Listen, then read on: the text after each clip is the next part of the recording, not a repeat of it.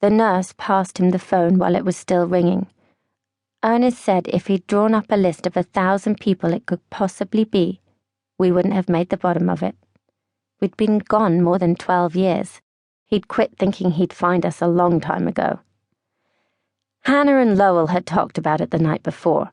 They talked of nothing else for days, in fact, since before we left home, how she was going to play it, what she was going to say. Lowell told her to front it out and act like nothing had happened, and I guess that's what she did. "We're back," she said to Ernest, just like that, like we'd been away for the weekend. A wormhole could have opened on the other side of the room, and Ernest would have been less surprised, less terrified. He looked around for confirmation that he was awake and alive. Not dead already, not sucked back in time, not dreaming.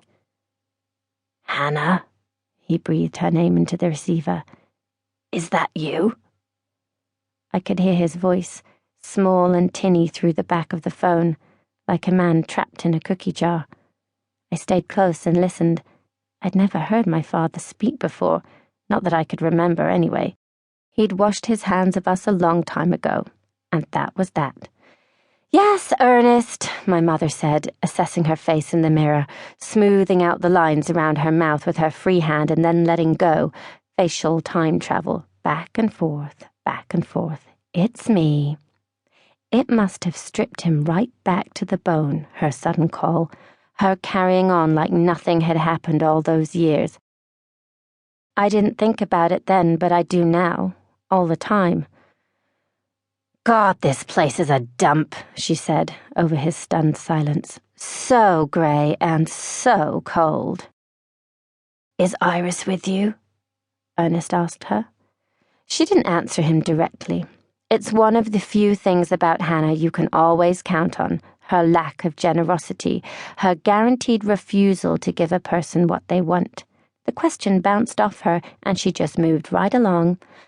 "We've got some work with the BBC."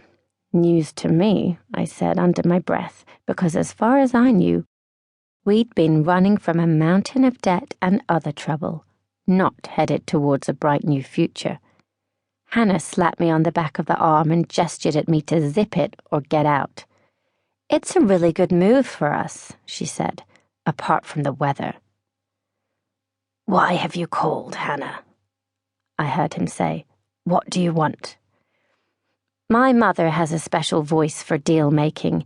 It's sharp and flinty, like a rock face, like gritted teeth. She locks everything into a safe and then she opens her mouth. "Shall we meet?" There was a pause. Just quiet on the line, like he was thinking about it. The way I saw it, he wasn't exactly jumping at the chance. "Why now?" he said. "Don't you want to?" Hannah put her hand over the mouthpiece and hissed, "See?" Like this was proof she'd always been right about him. I got ready to be rejected all over again. I hadn't been expecting anything different. It wasn't even that big a deal. "It's not that," he said. "So what is it?" "I need you to come here." I figured that was that. I was about to leave the room and get on with the rest of my Ernest-less life. Hannah told me once that Ernest lived alone in the middle of nowhere and that she'd never go back because it was just about the dullest place on earth, with no shops or Wi-Fi or bars or people or tarmac or houses. My mother was a fish out of water in a place like that, a bird of paradise in a cesspit. "Just sheep," she said, "and grass, and Ernest," and she shuddered at the horror of it. Never, ever again.